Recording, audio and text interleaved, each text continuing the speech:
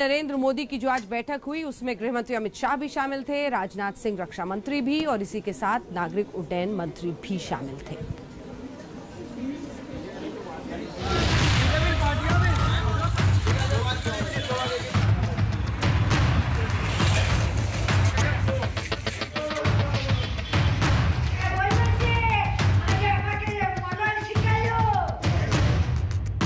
Kolkata high court के निर्देश पर बंगाल चुनाव के बाद हुई हिंसा की जांच अभी राष्ट्रीय मानवाधिकार आयोग कर रहा है।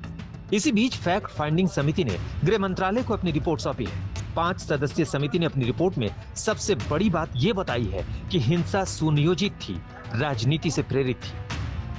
सपोर्ट नहीं करोगे तो कई लोग भाग के दूसरे स्टेट्स में चले गए, वहाँ कैंप्स में रह रहे हैं।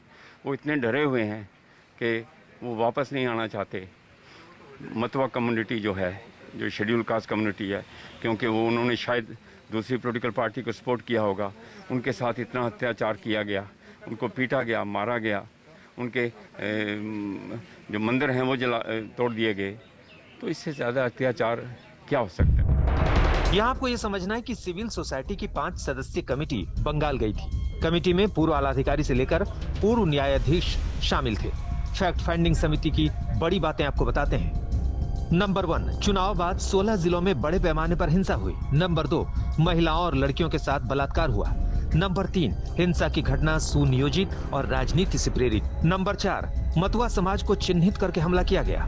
नंबर 5, हमले में कई माफिया और अपराधी शामिल थे। नंबर 6, हिंसा के लिए बॉर्डर पार से घुसपैठ का शक है। नंबर 7, थाने में पीड़ितों के खिलाफ FIR दर्ज की गई। रिपोर्ट तैयार करने वाली कमेटी का कहना है कि बंगाल में चुनाव बाद हुई हिंसा की आप बीती रोंगटे खड़े कर देने वाली है। मतलब हमारे भाग में कहीं नारियों का अपमान करना नहीं लिखा है, पर जिस तरह से नारियों को सिंगल आउट किया गया, बच्चियों को सिंगल आउट किया गया, और उसमें भी जैसे जो बलात्कार के केसेस हैं उनमें भी जिस तरह का एक्सट्रीम इमोशनल वायलेंस किया गया, जैसे पिता के सामने पुत्री को निर्वस्त्र करना, या फिर 60 साल की बूढ़ी औरत को बलात्कार करना उसके पुत्र के सामने, ये सब तो भावनात्मक आतंक फैलाने की साजिश है कि आप इमोशनली किसी को इतना टेरराइज कर दीजिए कि वो अपना सर ना उठा पाए, अपनी मर्जी से सोच ना पाए। चुनाव बाद बीजेपी ने TMC पर संगीन इल्जाम लगाए थे और अब फैक्ट फाइंडिंग कमेटी का कहना है कि इल्जाम 100 सच है।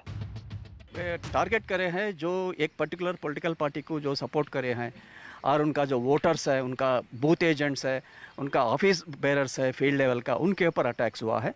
वो भी खाली अटैक नहीं है, पूरा unprecedented atrocities. Women are raped, houses are destroyed, shops were burnt. Even the common village को एक गांव में चूड़ा मेजॉरिटी वोट दिए हैं पर्टिकुलर पॉलिटिकल पार्टी को, गांव का जो ब्रिज है, ब्रिज को डिमोलिश कर दिया है JCB से। फैक्ट फाइंडिंग समिति ने अपनी रिपोर्ट में गृह मंत्रालय से कई अहम सिफारिशें की है। नंबर 1, सामान्य हालात की वापसी। नंबर 2, गांव से जिले लेवल तक पीस कमेटी का गठन। नंबर 3, हिंसा पीड़ितों की आर्थिक मदद। नंबर 4, सुप्रीम कोर्ट के जज की निगरानी में जांच। नंबर 5, SIT टीम में बाहर के अफसरों को जिम्मेदारी। NIA क्रॉस बॉर्डर घुसपैठ की जांच करे। नंबर 7, दोषी पुलिस वालों पर कार्रवाई हो। सभी MPs और MLAs याद रखिए, मुझे मालूम है आपको कष्ट है, ये कष्ट आपके पास ज्यादा दिन नहीं रहने वाला है। ये लड़ाई लड़ी जाएगी। हाई पावर्ड कमेटी की रिपोर्ट आ गई है, कानूनी कार्रवाई करेंगे, कोर्ट का दरवाजा भी खटखटाएंगे, प्रजातांत्रिक तरीके से लड़ेंगे और ममता जी के इस मानसिकता को प्रजातांत्रिक तरीके से नस्तो नाबूद करेंगे। इस बात को हमको ध्यान में रखना चाहिए। फैक्ट फाइंडिंग की रिपोर्ट आ गई है, लेकिन इस रिपोर्ट के आधार पर गृह मंत्रालय क्या एक्शन लेगा, ये देखना अहम होगा।